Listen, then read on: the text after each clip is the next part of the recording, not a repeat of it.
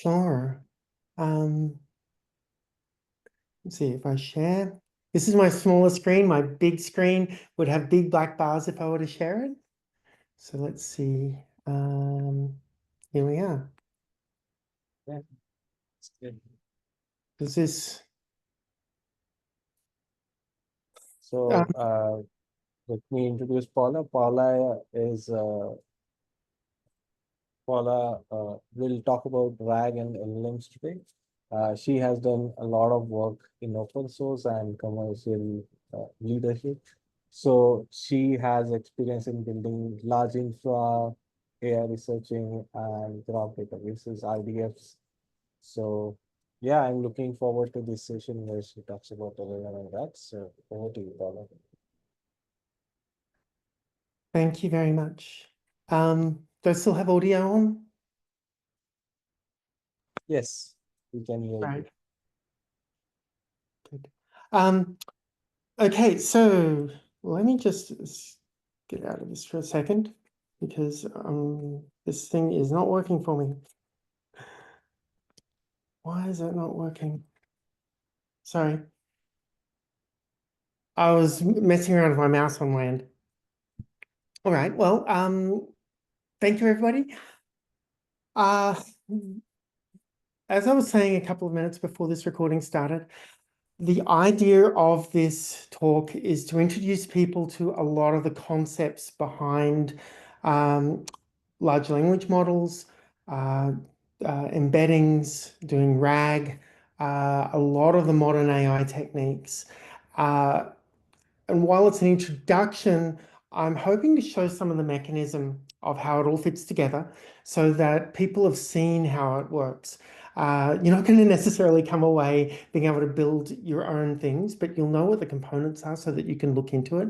And you'll hopefully have had some exposure to the elements to understand what you need to understand to work with this, to try developing your own and expand on it. So my theme through this is with the character Raggedy Ann. Her friend Andy doesn't make an appearance, but Raggedy Ann is going to lead us through the whole process of how we would build up large language models, embedding systems, and ultimately how we would incorporate RAG into our projects. So we want to start off with vectors. There's a song by They Might Be Giants called Speed and Velocity. It's in their Here Comes Science album, and it's it starts out with these two characters on the screen, Super Speed and Velocity Guy. And Super Speed is upset that the Velocity Guy is stealing his shtick because, it's the same power. And Velocity Guy says, no, speed and velocity are completely different things because speed is a number. It's like how many miles per hour, for instance. But velocity is a number and direction.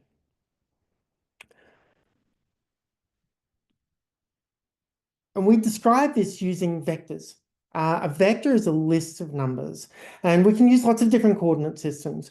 For instance, we can have two-dimensional examples where we have, in a two-dimensional system, we could have an angle from horizontal and a magnitude, the length of an arrow. Or alternatively, we can go with the traditional Cartesian system, where you go with an X and a Y coordinate to get to exactly the same place. So these two vectors are being described very differently. They're in different coordinate systems, but they describe the same arrow identically. And we can convert between the two of them using trigonometry and Pythagoras. That does extend into more than just two dimensions, which is going to be very important. So if we look at something like three-dimensional space in a cube or prism here, what we find is that we can still use the same math in 3 dimensions. We can use the same math in 4 dimensions, or even 5, 10, 100, 1,000 dimensions. Same mathematics will apply. So Pythagoras, you would take the square of two sides of a triangle and get the hypotenuse. by summing those squares and taking the square root. If you're looking for the diagonal through a prism like this, we can take the three different dimensions, square them, sum them, and take the square root. And this works up to any number of dimensions that we want. So apparently Pythagoras knew 3 dimensions, but in fact, he also knew n dimensions. So once we're working with our vectors, what can we do with them? There are a lot of mathematical operations available, but the principal ones we're going to be interested in are things like addition, where we take a vector like A and B, and we follow one arrow, and then we follow the other arrow, and we end up in a whole new place, which we can describe with a single vector called C, and that's the sum of the other two. We can also multiply vectors using something called a dot product. Now, if a vector is made up of parts, like A is made up of an X and Y of A1, A2, B was made up of an X and Y of B1 and B2, then that dot product is given to us by simply multiplying the X components of both vectors and adding in the Y components of both vectors. And this works at any number of dimensions. So you take the first dimension and multiply them, the second dimension and multiply them, the third, and so forth, and then sum up all of those numbers. You've got the dot product. And that will work for a vector of 763 dimensions just as easily as it does for a vector of 2 dimensions here. Now, this has an important identity in linear algebra, and that is that dot product is equal to the magnitude of both arrows. So that's what these vertical bars are on either side of the A and the B, multiplied by the cosine between them. Now that cosine applies in 3-dimensional space, 4-dimensional space, any number of dimensions, it still applies. That's the cosine between our two vectors. Now, this is a very important identity, so we need to remember this as we move forward. But vectors are really a simplified form of a larger construct, which we would call the matrix. Now, a matrix is a lot like having lots of vectors. Rather than doing them in columns, we turn them sideways, and then we can stack them. So if I had 3 vectors of A, B, and C, I would stack them the way I've shown at the top here. A1, A2, A3, and the B in the second row, and the C in the third row. And this means that a vector acts a lot like an n by 1 matrix. And you'll notice that the first dimension when we're describing matrices is always the height of the matrix. So, I struggled with this when I first learned it.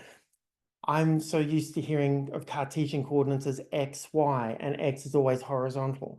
Matrices are not like that at all. The first dimension is always the vertical one, and the second dimension is horizontal. Now, if we want to do a multiplication between a matrix and a vector, again, it's like a dot product.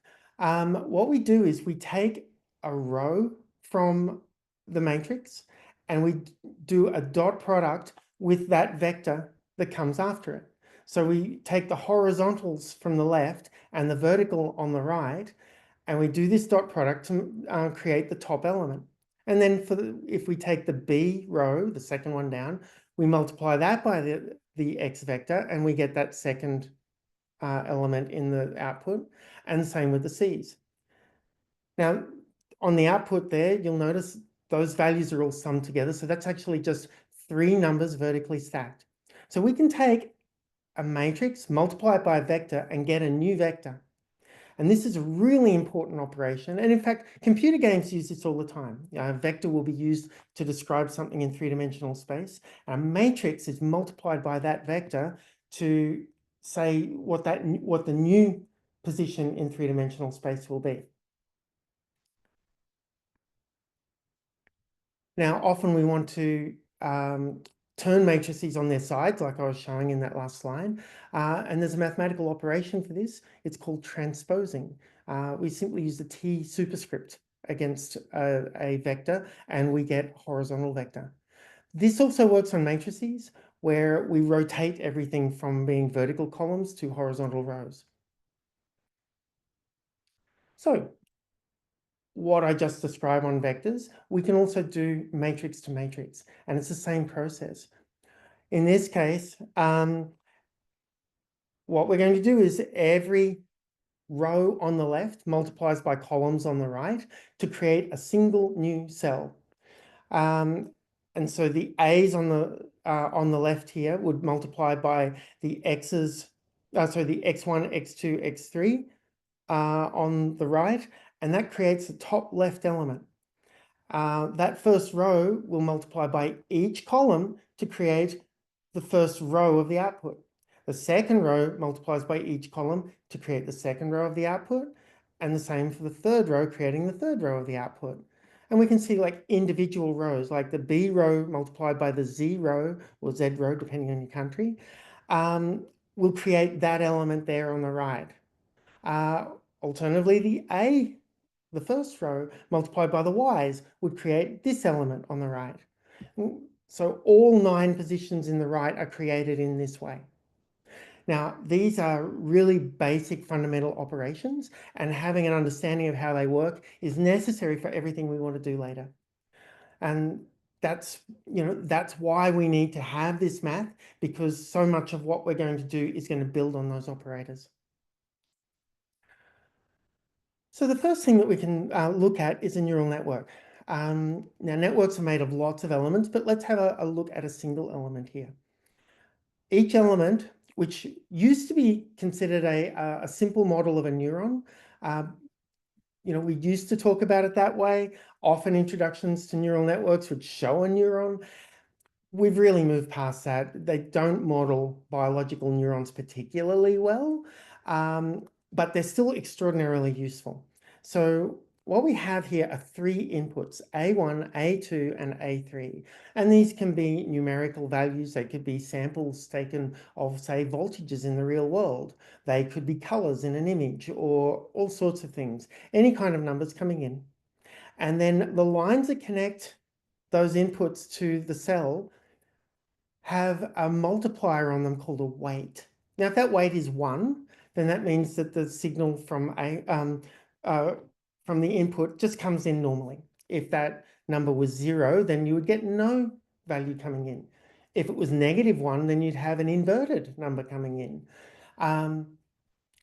These values of W1, 2, and 3, they scale according to how much that signal matters. And you can set them to 0 or negative to either ignore the signal or have that signal detract in some way from what you're trying to do. They all get added into this green circle here, which has a sigma symbol in it to indicate that all the numbers coming in will be added together. And then finally, we're going to run them through a function. So we're going to take those A's, multiply them each by the appropriate weight, sum them up, and then the function is relatively simple. This particular function, the ReLU function, simply says that if the incoming value is less than 0, we're going to clip it to 0. But if it's greater than 0, we'll just set it equal to that. So it becomes linear after the 0 point. There are a lot of other functions which have been trialed over the years. There's some smooth functions, S-shaped functions, like the sigmoid function or the error function. The tan-H function does this, hyperbolic tan. There's been a lot of different, another common one was a step function where it just goes from 0 to 1. But by introducing nonlinearity here, this is the important element of what makes a neural network. Different functions offer different benefits, and sometimes we'll use different functions in different parts of the network. But the most commonly used today across the majority of a network will be this ReLU function that we're seeing on the right. And part of the reason for that is that it's so fast and easy to calculate. Now, you'll see that I'm saying that A1 times W1, A2 times W2, and so on. That looks like a dot product between vectors. It also looks like we're multiplying matrices, where if I took this W matrix, in this case, it would be a single column matrix. I take its transpose and multiply it by the inputs. That is effectively exactly what we were trying to, that's effectively the same as a dot product between two vectors. And so if we treat our vectors instead as matrices, then we can use the same matrix math to do the operations that we're interested in. And then, of course, we would apply the function to each of the elements in the result. Now, a neural network is a much larger network of all of these things, where, like, instead of one thing, we're going to create a whole layer of these things where our inputs go to each and every element coming in. And so you'll see now that A1 has to go to all three elements, and we give it a series of weights, W11, W12, W13. And then A2 gets its weights, A3 gets its weights, and therefore all of the weights together are going to make up this matrix. And that this is why matrix math starts becoming important, because we're not really working with vectors, we're working with a matrix across all of this. And in fact, what I'm not really going to show here, but I can point out that usually we're going to use a neural network across lots of different inputs. So instead of having a single A vector that we're applying the matrix to, we're going to have lots of inputs to be presented in a row, and we can stack all of those into their own matrix. And so instead of having a matrix multiplied by a single vector, we can have a matrix multiplied by a matrix, and we're going to calculate a whole series of inputs all in parallel together. Now, you'll note, though, that while we have A1, A2, A3 all going into a single element, multiplied by the appropriate weights and summed together, we then need to apply the function to that summation. Well, if we're going to apply the same scalar operator to a matrix, so to each element in the matrix, that's the same as applying the same that scalar operator across the entire matrix. And we typically refer to that in various libraries as a broadcast operation, where we're going to apply it across everything in a vector or everything in a matrix. And this means now that we can show our result vector now as an operation, rather than having to look at all of the elements that went into it. We can describe it in a higher level, where we say that we've got our weight matrix, we transpose it so that the rows become columns, and we multiply that by our inputs, and that's what our output is going to be. Sorry, multiply by the inputs, and then apply that function, and that gives us our final output. And this notation gets used a lot when we're trying to describe these systems. And in fact, the libraries which implement this will give us functions which do exactly these operators. So we don't do scalar multiplications or addition anymore. We work on vectors, and we worked on entire matrices, and we simply run them through these mathematical operations. And this is what we're essentially getting. We're modeling the neural network that we're trying to describe. Now, talking about doing all of these matrix operations, like, where have we heard of doing matrix operations? Why do we want to do everything as matrix operations? Well, that's because GPUs do this work. And this was one of the things that Ilya Sutskever brought to the picture nearly 20 years ago, where he recognized, Jeffrey Hinton was saying that it was Ilya who recognized that these were, that GPUs were really designed to do this kind of work for us. And he wrote some of the earlier libraries, which where, we've been building on, and we're now using today to do all of this. And this is why we need GPUs for all of this AI work. Now, neural networks aren't simply the pattern that I just showed you. Instead, they involve lots of layers. And you see in the middle, our layers can get quite large. Often we don't necessarily know what each element in a layer could be doing.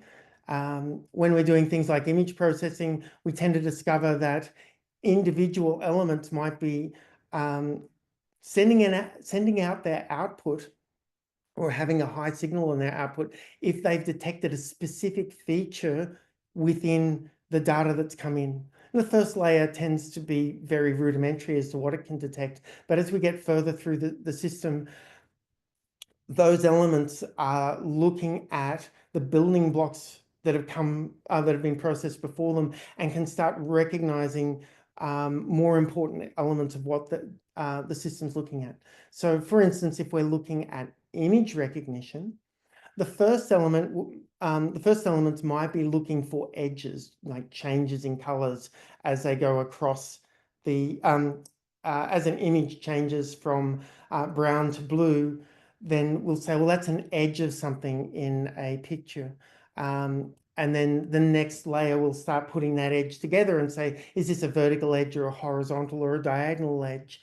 And then if you put enough edges together in a particular place and you go enough layers down, then you might have something which says, you might have one neuron which says, this is a bird, and a different neuron which says, this is a car. And they can be picking up their information from a small number of previous neurons or a large number. And we actually don't know necessarily how that works. The system of how they figure things out is trained randomly. And that randomness is actually very important in how we develop these things. If we set everything to 0 and say start learning, it doesn't work very well. But if we put noise across all of the weights in the system and then start training, then it will start to converge on a system that understands the information that's been presented quite effectively. I'm not going to discuss how training works in this talk. It's a relatively complex math process. It's very similar, however, to what I learned in high school. I don't know if everybody did, referred to as the Newton-Raphson method, where we find the output of each element in the system has a gradient based on the way the inputs change. And if we can see what that gradient is, and we say, well, our final output was too high, we need to come down, we want to follow the gradient either positively or negatively. And that means that the inputs needed to change, and that process feeds all the way back through the network to the beginning. It's because there are so many weights involved in doing this, it's very mathematically complex.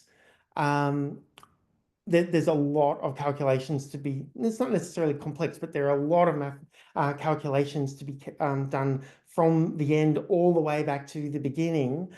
And we want to do them in parallel. And this is where the GPU work really shines.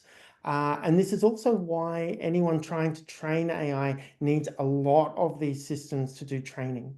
However, if we're just using them, someone has built the weights for us, we can go through, like the network we're looking at in front of us will be 1, 2, 3, 4 matrix multiplications.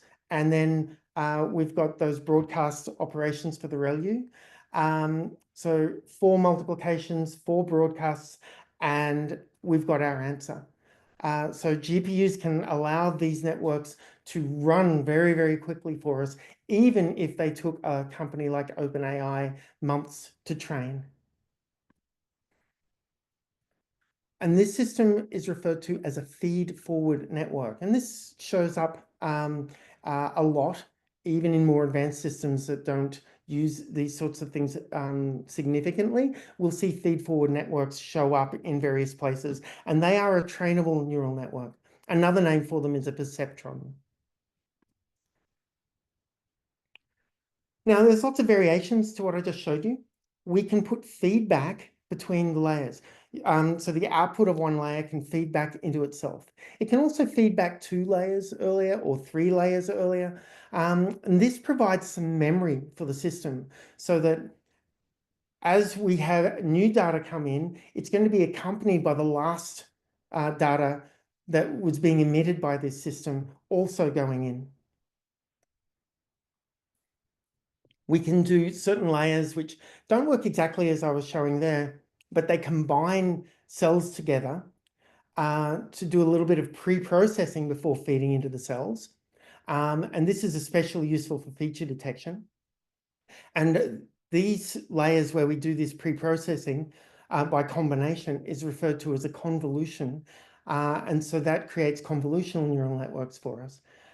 Convolutional neural networks are especially good at processing images.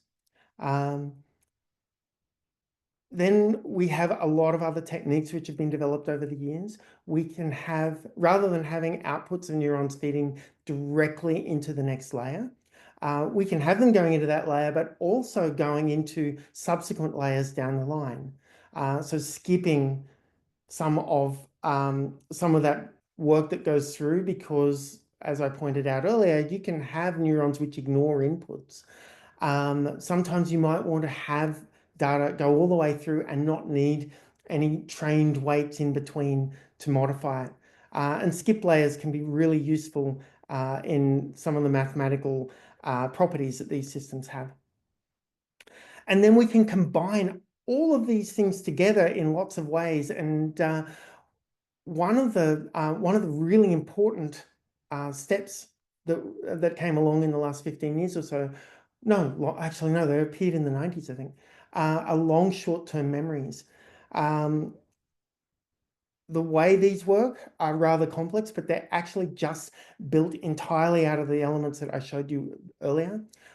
Here, our input is X and the output is H. And we're seeing those arrows on the left coming in. That's data coming from previous iterations of the network running.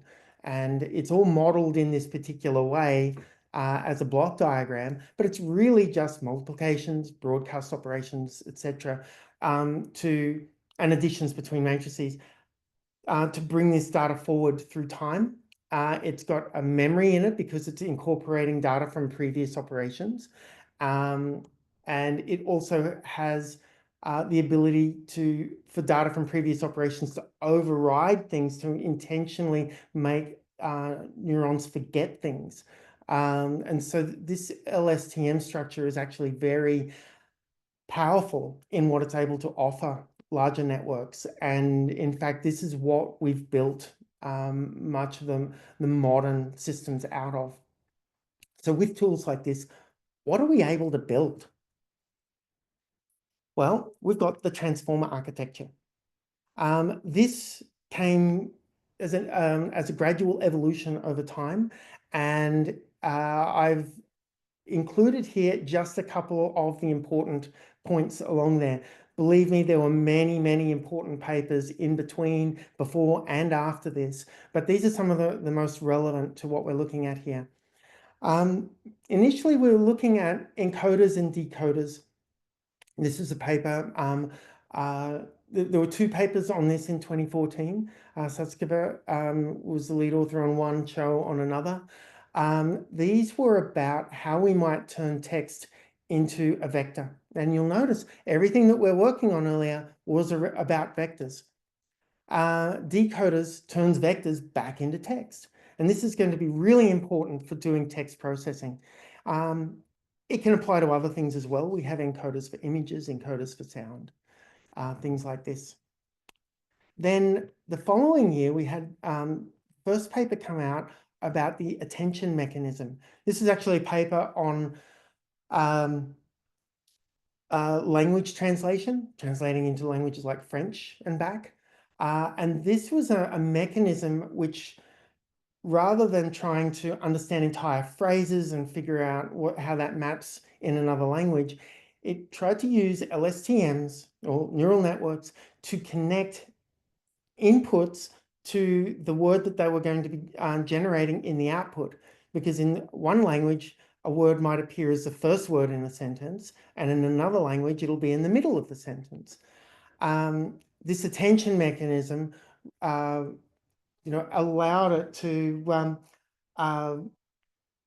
sorry, I had an alarm go off. This attention mechanism allowed the system to make this connection from something in that first sentence to the second sentence, and thereby figure out how the words were going to be related to one another throughout the entire translation. And it created a big stir at the time as to how effective this form of translation was compared to what had come before it. 2 years later, we had arguably the most important paper here, which is Attention is All You Need.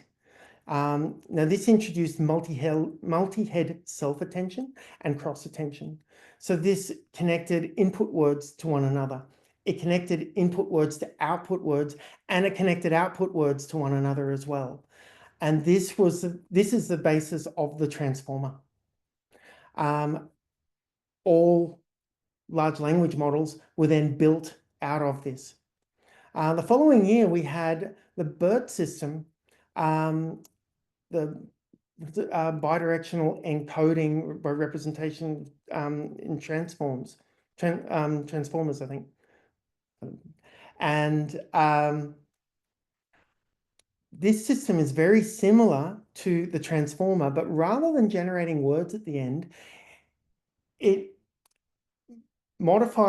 takes an input vector representing the words, and it runs it all the way through the transformer so that it understands what those words, or doesn't understand exactly, that's anthropomorphizing, but it creates a mapping into an information feature space where the dimensions of the vector start representing concepts that we recognize that the words together can represent.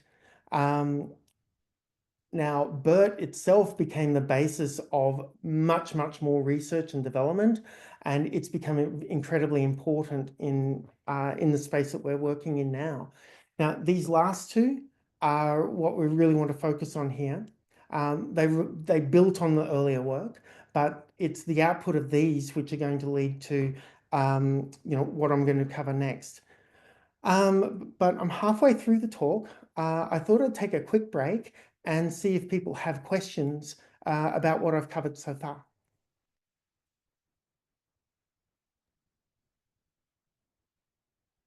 Hi, Paula. There is a question in Zulu chat. So Peter asks, isn't a bias threshold added to the dot product before running the result to the sigmoid function? Sorry, I didn't quite hear what you said. Sorry, my bad. So the question is, isn't a bias or threshold added to the dot product before running the result through the sigmoid function?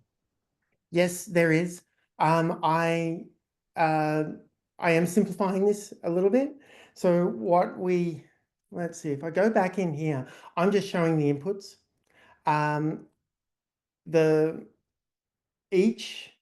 Each cell will also have a bias associated with it. Some networks will train that bias separately. And so let's see, on previous slide, I showed that this function here on the right, I showed that going up at 0. Some systems will modify that trigger point from 0 to something else. Other systems will simply add a bias in where you might have a B value that gets added in to do that. Or you might have a value of 1 that's appended to the input vector, and it gets multiplied by its own weight. So A might be 3 long, but the weight vector then becomes 4 long because you add a 1 to the end of the input vector. That is quite true, and it is extraordinarily important. It's not, it doesn't actually change the operation or the mathematics very much. It's a tweak that we add so that we get the behavior that we're looking for. But yeah, hopefully the principles that I'm trying to present are still relevant. I mean, not relevant, are still clear. But yes, there is a bias value that gets added on at the end. So if I jump forward, where were we? And we're here. Were there more questions?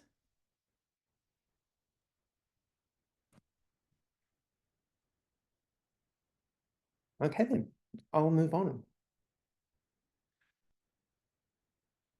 Oh, yeah, Sivash.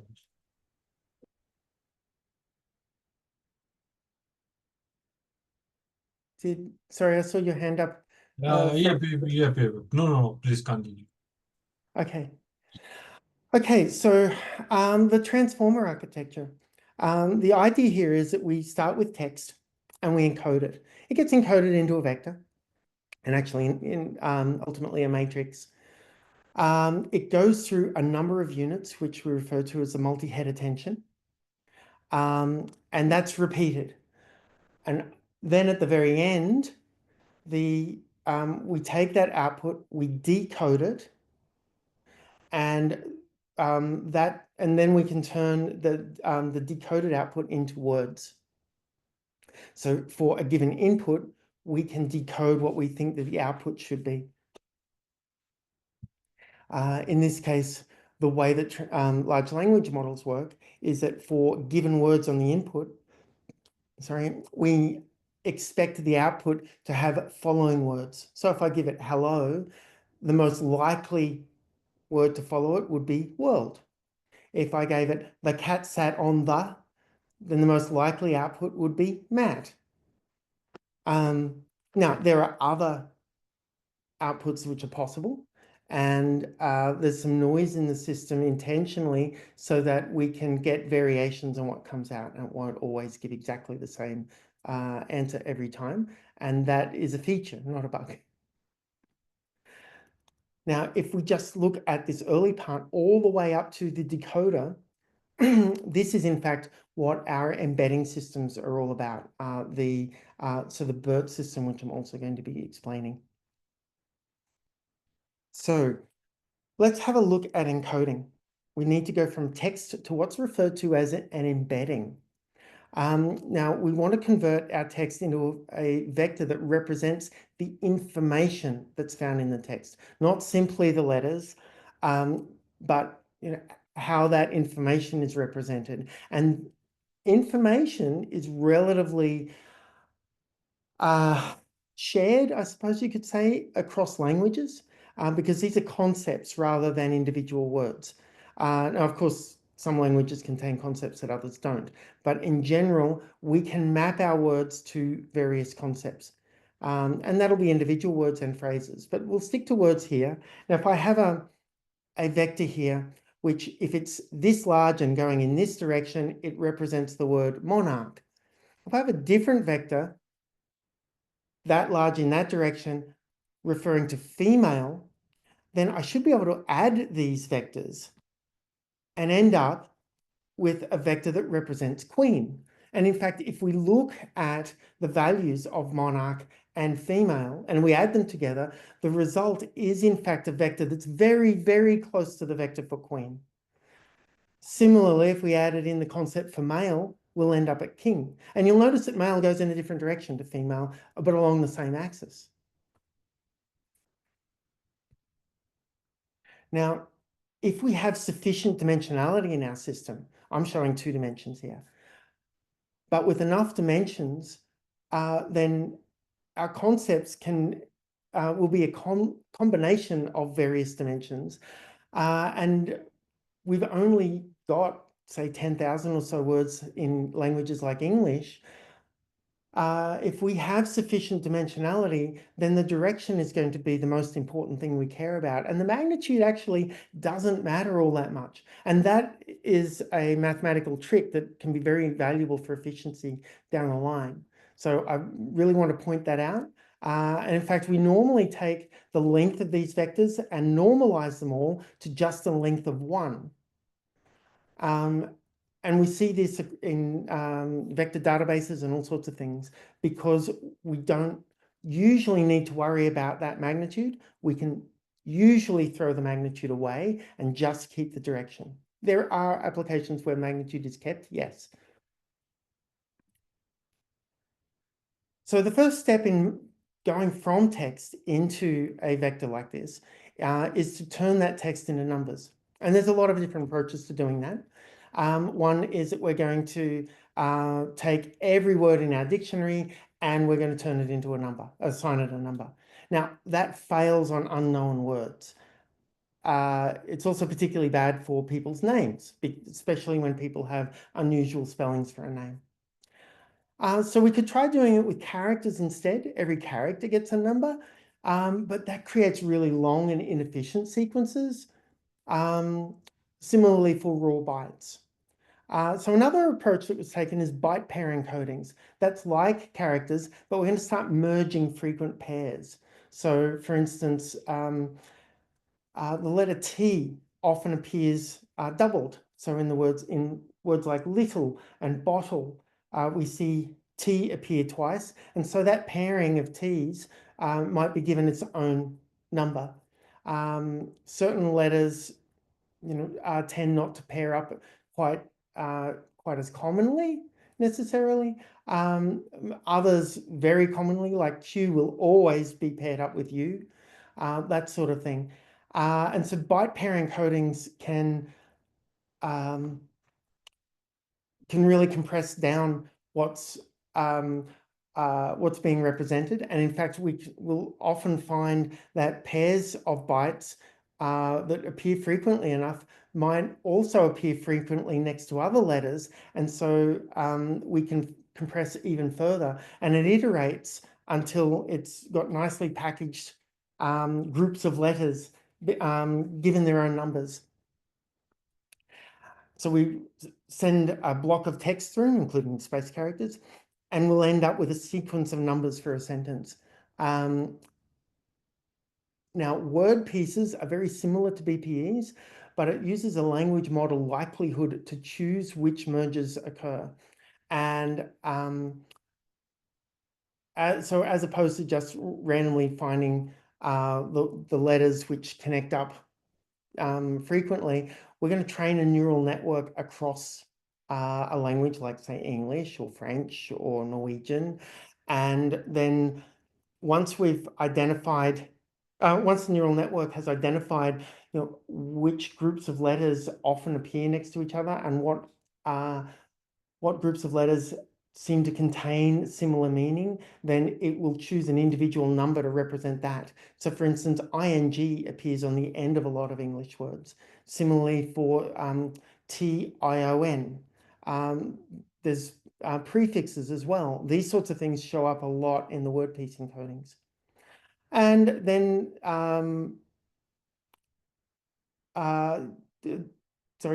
lot of what I've been describing is actually taken to a whole new level in neural networks using the unigram language models. OpenAI has an open source project called TikToken. It's actually implemented in Rust. It has a Python wrapper, and it does byte pair encodings. So for instance, it has about 4 or 5 models that it applies. So the model it uses for GPT-4o is available in there. You select it by name, and then you simply call encode on a string. Now, this is a talk on closure, so we can use libpython CLJ instead. So after bringing in the appropriate operations, we can do a require Python on TikToken and call it the same way. This is the output that we would get for Python in closure. Okay.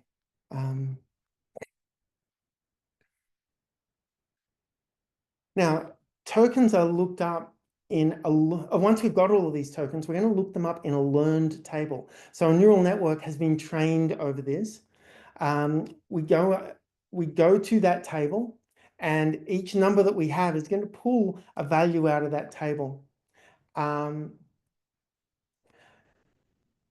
then let's see, if we were to do this in the BERT system, which is available, on Hugging Face, we can ask BERT for the tokenizer, and we can say, okay, what are the IDs that we want to get out of that? And it's going to give us these numbers here. Oh, sorry, it's going to start with these numbers from the tokenized step. And then when it goes through each one of those numbers, so these are very similar to the tokenization that we saw previously with the tick token gave us, different set of numbers here because it's a different model. We want to convert these into the identifiers that BERT uses internally. And remember, this is a learned vector for each of those tokens in the system. And the result is that each number here gets a whole vector. And though we've got 9 tokens that came out of our sentence, and so our result is going to be 9 high, and it's going to be 768 wide. Now, different embedding systems have a different width. In the case of BERT, it's 768. So then the next step is positional. It needs to know, like, where did each of these words appear in the sentence? So again, we've got another learned table which helps represent the location within a sentence. Now this table is 512 high. Again, it's 768 wide. We need to get our position, tie each of our tokens to their position within the sentence. And those positions are given by the first row, the second row, the third row. So we just slice off the top of this matrix to get our position matrix, and we add that to our data. So the position matrix we need is just the slice of the top 9 rows of this 512 by 768 table or matrix. And this data we then add in to our encoded data that we got. Now, that 512 here, that represents a limit on how much data BERT can process. So if you give it a large amount of text, it can only process the first 512 tokens of that. If you want to do more than that, there are a number of mechanisms that have been tried. For instance, you can have a sliding window. For instance, you take the first 512 tokens, and then you do it again where you take the next, where you skip forward 256 and then do the 256, and then you do another 512 and then skip forward 256 and another 512. And this way your windows have 50% overlapping as you go through the text, and you try adding up the results as you go through. This has issues, and there are a number of other approaches which have been tried. However, more recent systems, for a start, have a much larger window, and they have mechanisms where they try to loop over things automatically so that you don't necessarily see this limit. But internally, most of these encoding systems do have internal limits which are going on. Once we've got our positional encoding, we can add this to the extracted data. And then the next step is optional, is called pairing. And that's because we might be looking at data that comes in pairs, most often questions and answers. And that's because we may want to say this question is highly related to that answer. And when we do that, we'll take the question embedding and leave it untouched. And the answer embedding, we're going to add the number 1 to everything in that matrix. And all this does is allows us to connect things which are related to one another but have a different form associated with them. As I said, this is optional, and a lot of systems don't use it. That gets us past the that initial encoding stage. Now we have an embedding function, sorry, an embedded vector.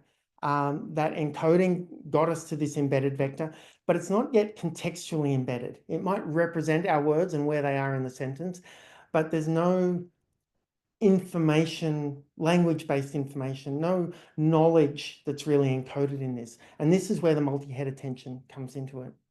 Now, at this point, that's where all those multi-head attention blocks were in the earlier diagram. And this is this is where we need to do that. Now, each one of those blocks is actually a set of matrix operations that don't look like the neural network that I was showing earlier. Instead, we have this so-called query key value approach. It's 3 different matrices, all learned using the standard gradient descent mechanism. Like I said, a lot like Newton-Raphson methods. These matrices all get multiplied by the input. So for the first block, the input is simply our embedded vector, which is converted to a matrix. We multiply that by that and we get a new matrix.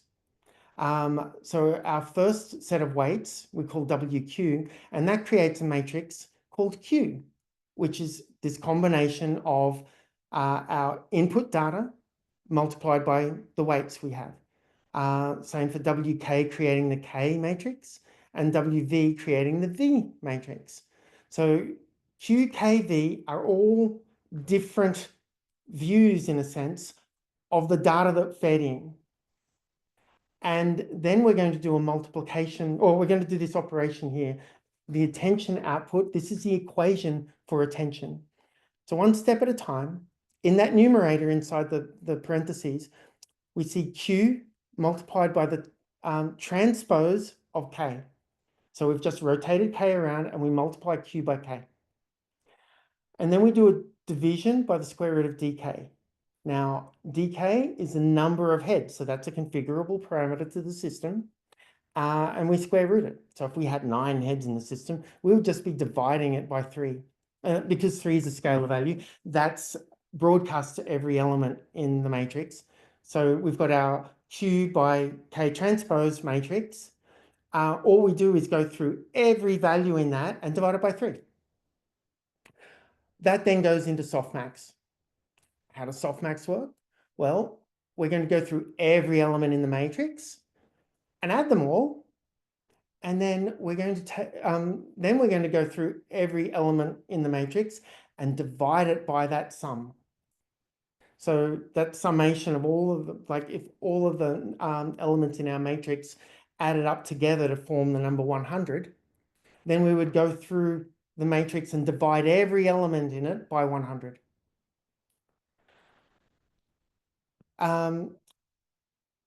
And then that resulting matrix, we multiply by the V matrix. And that's multi-head attention. Now, why it works that way is rather complex. I'm still in the process of reading the papers as to what this mechanism does, but this is how we build it. This is what it's doing. If you've done this, you can build yourself a large language model. Now, putting these pieces together, we get the transformer architecture. So our multi-head attention gets added. It gets added back into that input, the original input. We then run it through a feed-forward network, which I showed earlier. Take the result of that and also add that back to the input. And then we're going to normalize it, which means we're going to shift the average of the numbers, just move the mean of the numbers in a matrix towards 0. And then we're going to scale it in, so the standard deviation of those numbers as well comes into play. And that is each step in the transformer pipeline. Now, a generative system will then add in previous outputs. So previous text that was generated gets added in at this point, and it goes through another cycle of what we've just seen. And then when we're done, we've got a couple of options. Either way, we're going to run it through what's called a linearization unit. And this looks a lot like the feed-forward network we saw earlier, but instead of having that nonlinear function applied to each of the elements, it's just going to be all of the weights multiplied by inputs, summation, go through a couple of layers like that, and now we've linearized our output into a vector. This is simply matrix multiplications at that point. Now, depending on the sort of linearizer we use, we can just take that value now, and that can be considered a contextualized embedding. So this is a vector that represents the text that was given to it. Or we can take that and run it through softmax again to create a vector which contains the output probabilities of each word. So for instance, if I've got, say, a dictionary, typically I'll have a dictionary of letter combinations, but I might have a dictionary of words, for instance. We're going to create a probability of each word being the next word to be emitted. The most likely word is most likely to be emitted, but sometimes it'll give the second most likely word or the third most likely word. So if I say the cat sat on the, the most likely word to select is mat, but it might say the cat sat on the rug. But it's not going to say the cat sat on the yellow, because yellow doesn't make sense there. It'll have a 0 probability. In the original Attention is All You Need paper, everything I just described is shown here. I've tried to show the maths involved in each step. You saw the input embedding, and like that involved a couple of table lookups. It involved that positional encoding as a table lookup and added in. We go into the multi-head attention. I'm going up on the left side here. We go into the multi-head attention. Those 3 arrows, we've got the key value and query values coming in, where we go through that equation, and we then add it back into our input in that add and normalize step. It then goes through the feed forward network, and then that gets added back into what was fed into the feed forward network, and again normalized. And normalization is so that values don't get too large and they don't skew off too far in one direction. But then we feed that back in to the next multi-head attention, which is going to work on our previously processed text. So, with the cat sat on the whatever, well, we've got the cat sat on the as our previous text. So we need to re-embed that as our output embedding, give it positional encoding, and feed that all in as well. And you'll see how it all goes through these mechanisms that we've covered already, before finally at the top, we go through linearization, which I said looks like a neural network without that triggering function. And then softmax, and that gives you output probabilities of what words we're going to emit. So returning to the diagram from earlier, the large language model is that entire thing end to end. Our contextual embedder, like BERT, is just that part before we go through the decoding phase. So when we've got these contextual embedders, these turn out to be really valuable.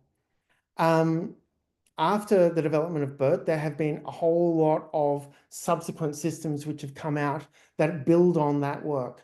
Facebook came out with Roberta. There was dBERTA. Most recently, just a few months ago, we saw modern BERT come out. These are systems which take many more than 512 inputs, and they have much more effective vectors that they create to represent their input text. When doing embeddings of large amounts of text, one of the most popular libraries out there is sentence embeddings, SBERT. And I highly recommend using that in embedding systems, particularly when we want to do, particularly when we want to work with RAG systems. There are a lot of specialty embedders. For instance, there's multilingual embedders like mbert or XLM or the XLM Roberta system. And then there's many domain-specific BERTs, BioBERT for biological systems, science BERT, clinical BERT, legal, financial. And there's this is a small slice. There's a lot of things out there. Papers showing how after developing these, they apply them to systems in their space and find that they get greater accuracy than simple BERT offers. There's also various forms of BERT which focus much more on specific applications, like minimal systems that might fit in your phone easily. So now in contextual, once we've got our contextual embedders, what are the APIs? Some databases will do it automatically. For instance, Chroma does. I was just thinking, I'm coming up close to time, but I only have a little left to go, so I'll run through this quickly. Now, Chroma might handle it automatically, but often we want to do it ourselves. And so to do that, we'll use a transformer. For instance, the one I recommended is sentence transformer. We say we want to get an appropriate model, and you just give a name, it will download it and use it.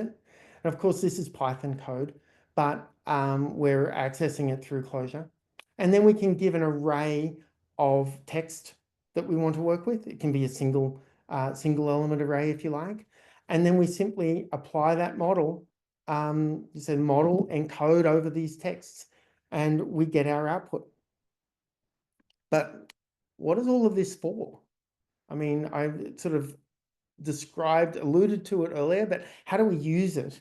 Well, we're looking for the semantic similarity, like queen is similar to monarch. So in vector databases, this can be applied in vector databases. So they will index by the vectors that we give them. And there's an entire conference talk to give on how that indexing works and which indexes to choose. But let's presume that we just accept that an index works, has been set up for us, and we're inserting our vectors. So if we have a table full of vectors, and then I say, well, I've got a vector A, I want to find the closest the closest entries in the database that match this. So I'm going to look for the 3 vectors which are closest to this. Those 3, they're going to have the closest meanings to the original vector that I presented.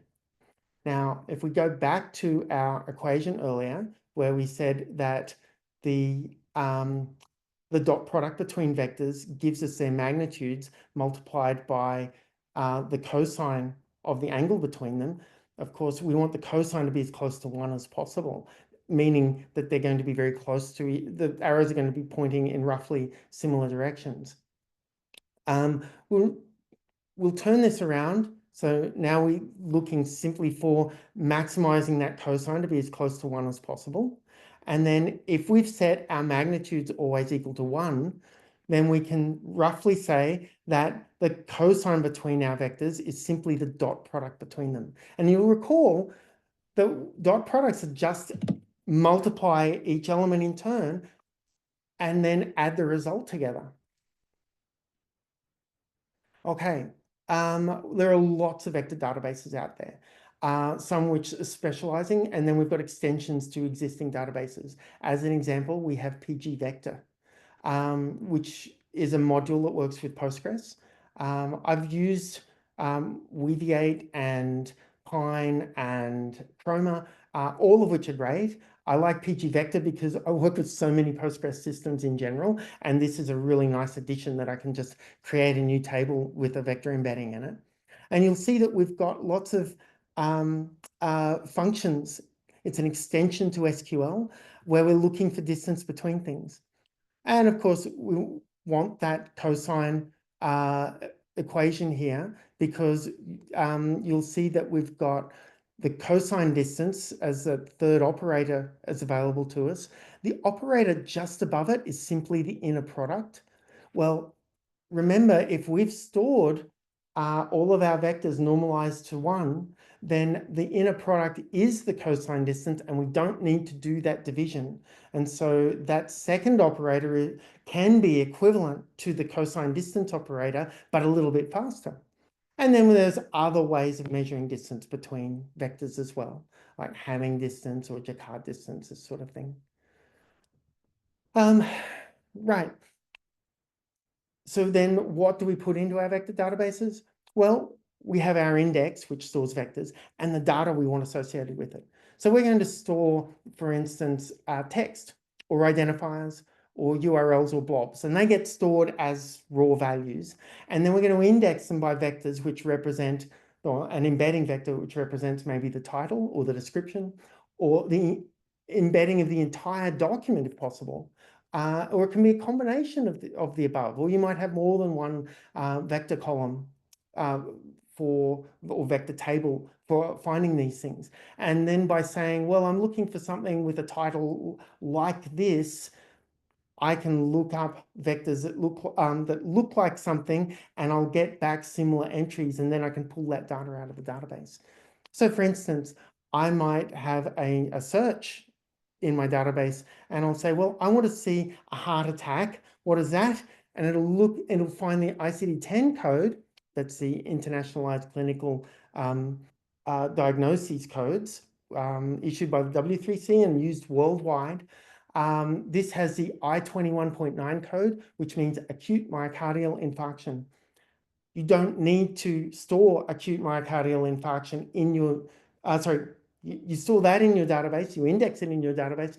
You don't need to put heart attack in your database because the vector representing heart attack will be most closely associated with the vector representing acute myocardial infarction. And it does reasonably well under BERT. It does much better under BioBERT, and it'll do best under clinical BERT. You know, there's the APIs for doing this. This comes directly off the sentence embedding page, converted into Clojure. So we ask for our transformer at the top in the model. We then say, well, here's two sets of texts. The new movie's awesome. The cat sits outside. A man is playing the guitar. And then we've got another set of text. And let's encode both of those. So we encode each of them in embeddings 1, embeddings 2. Let's look for the similarities. Well, all that does is looks for the cosine similarity between the vectors which came out of each of those. If I then iterate through those similarities and print the numbers, we see a really good example in that first lot. The new movie is awesome. When that is compared to the dog plays in the garden, we get 0.05. When it's compared to a woman watches TV, negative 0.05. But when compared to the new movie is so great, we get a 0.89. So you want to pick a range like anything greater than 0.75, say, and say this is going to be a match. You can order using SQL or whatever database you're using. You can order from the best matches to the least. But you pick a cutoff and pick the best matches for what you're looking for. And using this, we can go into RAG, Retrieval Augmented Generation. And that's where RAGgedy comes in. Now, people refer to LLMs as hallucinating. That's anthropomorphizing the process. What's actually happening is an error in the data that we've provided and the data that has been that came out of our output. This is simply inaccurate data, and we usually want to minimize that inaccuracy wherever possible. We can do that with retrieval augmented generation, and this is supplementing a large language model's response with data that comes from a database. We can do it a lot of ways. Common ways are to add context, extra context to the query before we issue the query. Another way is to tell the LLM, you're allowed to ask me questions during your processing. Or we can take the output of the LLM and compare that to what we find in the database. Or we can combine these as well. So, for instance, if we're checking the answer, I can say patient experienced chest pain and collapse. What's the appropriate ICD-10 code? And it might say heart attack code W5522. And it turns out, and this is real, that means struck by cow. And the reason for that is that an LLM doesn't have any semantics for W5522. Means nothing to it. It's essentially random text, and it didn't encode it very effectively. So we try again. And it says code V9027. Again, this is a real response. And it means drowning and submersion due to falling or jumping from burning water skis. So rather than saying I want a code, let's ask for the label. And it could say heart attack. Well, using heart attack, I can do an embedding of it. I get this vector coming out of it. And then I go to the database and say, what matches this most closely? I get that, and it's associated then in the same row in the table with acute myocardial infarction. So that's one approach to RAG. Alternatively, we could supplement the question. Say I took all of Wikipedia, which I can download, and of course, databases, so hard drives are enormous today. I bought a 4 terabyte drive recently for $90. We can put all of Wikipedia into our database. We can index, say, the first paragraph or the title at least of everything in Wikipedia. And now if I ask the question, when was Évariste Galois born?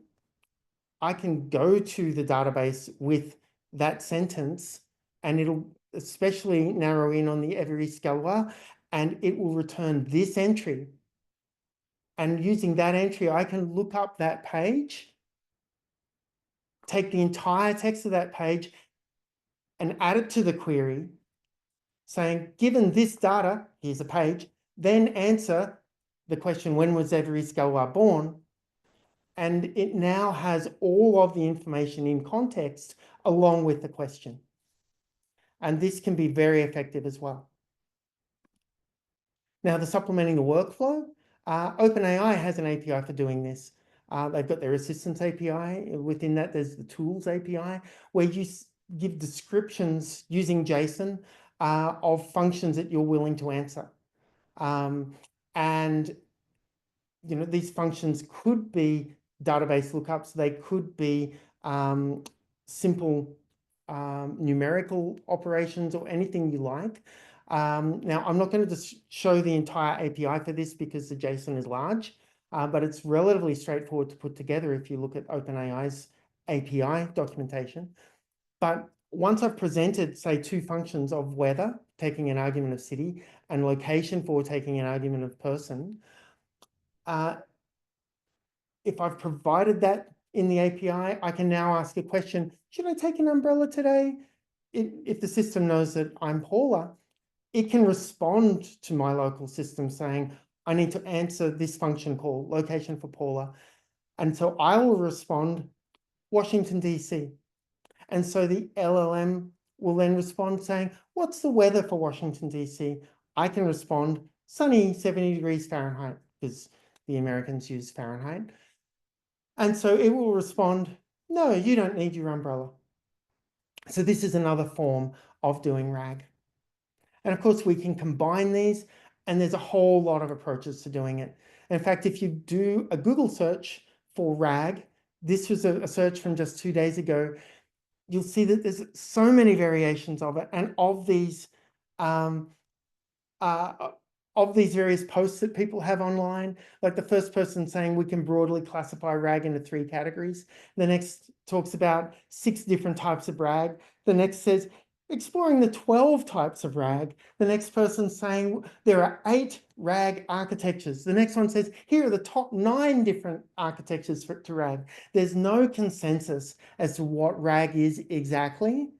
But there are a lot of approaches, and depending on what you want to do, you can mix and match what you need. This diagram on the right was posted on X by Weaviate, which is one of these vector databases that I referred to. So that's put it all together, running it from end to end. I hope I've presented a good picture of how it's all built and how it all comes together to build things. And I'm hopefully I'll be able to answer any questions that you may have.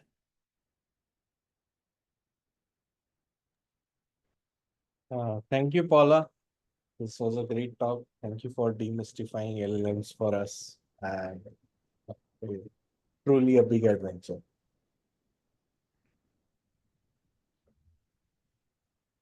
So we have some questions on Zuli. I'll read out. So one of the question is, when you multiply two vectors of embeddings that represent tokens that are similar, then they produce a higher product than if they were dissimilar. Is this the principle behind self-attention? No, it's not. Um, Self-attention is much more complex. Like we saw that equation of K, was it query times the transpose of K. This is looking for cross correlation between the elements in the embedding. So the embedding starts out as a vector, it gets turned into a matrix. The K element, sorry, the query element takes that directly weighted. The K element transposes it, and we're going to multiply those together. So we're looking for some cross correlation between them. Yeah. And then after softmaxing it, we then add it back into the original. I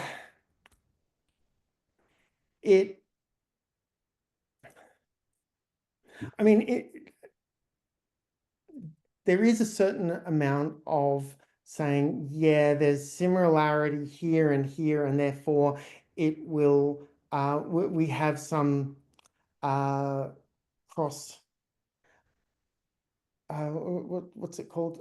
We have some correlation between elements in our vector as opposed to the, I'm trying to think of the terms now. I literally sat an exam on this 1 week ago.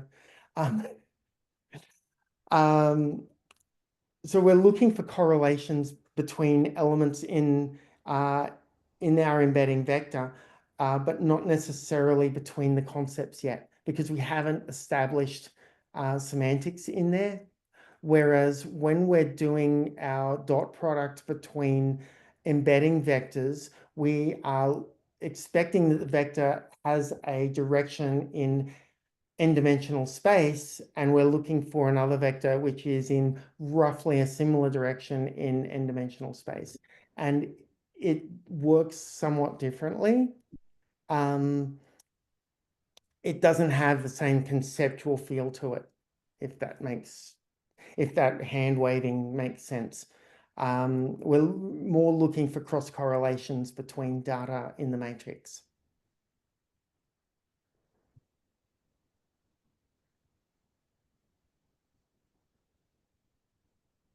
And thank you. I hope that answers the question. So there's another question. Peter, you want Yes, to follow up. So now I understand that self-attention is an attempt to take, let's say, an existing set of encodings and trying to figure out whether the upcoming or the next input can be associated with the existing embeddings which are already which have already been generated. So let's say if you have a sequence of sentences, you want to figure out if an incoming sentence has similarities to what is already existing. Is that the intention behind self-attention? You want to kind of already figure out. Self-attention is to connect words in the space, in the semantic space that it occupies within its surrounding sentence. So one thing that I didn't really discuss is that in BERT, the training that we do, it uses a masked model. And what I mean by that is I take that embedding, the embedding of the sentence, and let's assume that every number in that sentence represents a word rather than a subword. I mean, there are systems which do that. So if every number in our vector represents a word, when I'm training BERT, what I actually am doing at each stage is I'll take the entire sentence and I say that what I'm trying to train my my system to produce should be exactly the same as this minus a particular word. So I've been using this sentence, the cat sat on the mat. I'll mask out the word cat. And so I'll have the something sat on the mat. And I then, I train it, I run the training through such that the embedding that it produces, should be trying to produce the token for, that would represent cat. And then and then as my next phase of training, I'll mask out the word sat, and then I'll run it through. So now it's going to try to represent the cat something on the mat, and I train it so that it will generate the word sat. So the word sat is the output I'm expecting here, and I'm training to try to get it to go towards that. And I do this by masking out each word one at a time, and I run the training of our system. And I haven't discussed training in this talk at all, but I run the training of the system over it such that it would generate data that would fill in that final element. And I do this over and over again for all of the text. So for every sentence that I present, I'm going to mask out every word in the sentence one at a time and run a whole new training trying to get to an embedding that looks like this sentence, including that word. And so BERT is looking always like, how do I best represent this sentence so that it's representing this word in the context of all the words around it? And that's the training that goes through. Whereas the large language model, I'm sharing again, pulling up this desktop, the large language model here, this one is, we run it through that network on the left, but you'll see then we also take any previously emitted text and feed that in as well. So say that my network has already generated the cat sat. Oh, you know, it might have already said the cat, and I say sat. And so I get processed, it'll process the cat and then merge our data in together in the middle right of that. And then it'll run through further steps in our network to bring them together and then figure out that the next word to come in should have been, or the next words to come in should be on the mat. And when we're training our system, when it's a large language model, instead of taking whole sentences and masking out one word at a time so that it can create vectors which represent the entire sentence, now when we train this system, we give it fragments of text and we train it so that the output that it gives us will be the rest of the sentence. So I'll give it one sentence and then I'll train it saying that the data that I'm trying to aim for you to generate would be the next sentence. And if it generates something that is exactly that sentence, then I don't do anything. But if it generates something that's different, I say, well, what's the error difference between what you generated and what I say you should have? And then I feed that error difference all the way back through the network, following gradient differentials all the way down and modifying weights all the way through. So when I present that data again, it should end up a little closer to what I was hoping for it to generate.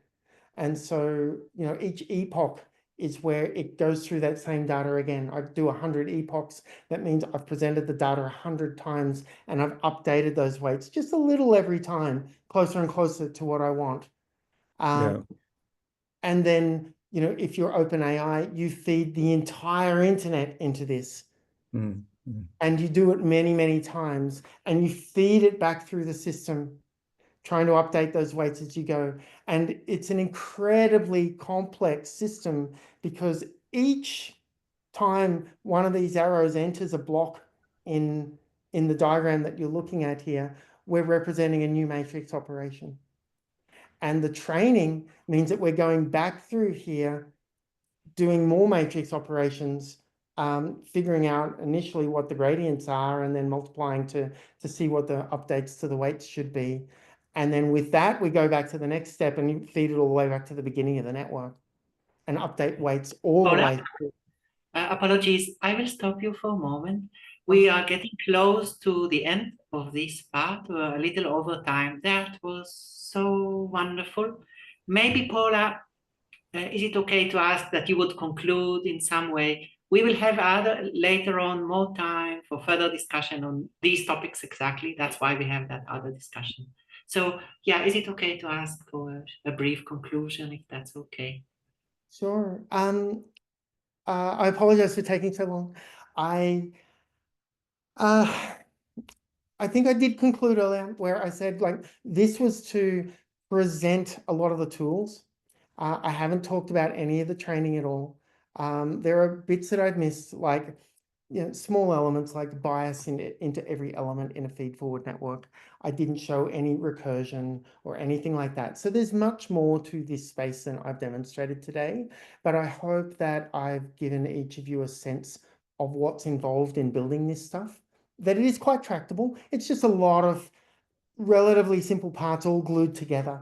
And much of it involves matrix operations, and our graphics cards give us the ability to speed much of this up. And that's why GPUs are so important in this space. But it really comes down to a lot of the mathematics of feeding this stuff through one end to the other.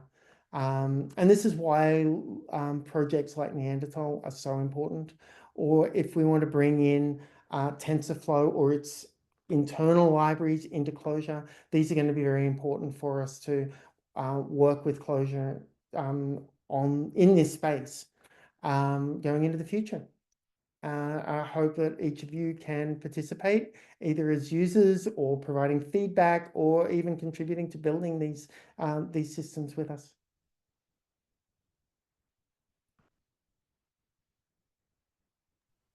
Thank you so much, Paula. I apologize for jumping in. And maybe, Gearon, you wish to conclude and say some more words on your part. Yeah, thank you so much. Thank you, Paula. And like I said, great talk. And there will be space for more discussion. So, yeah. And thank you, Daniel.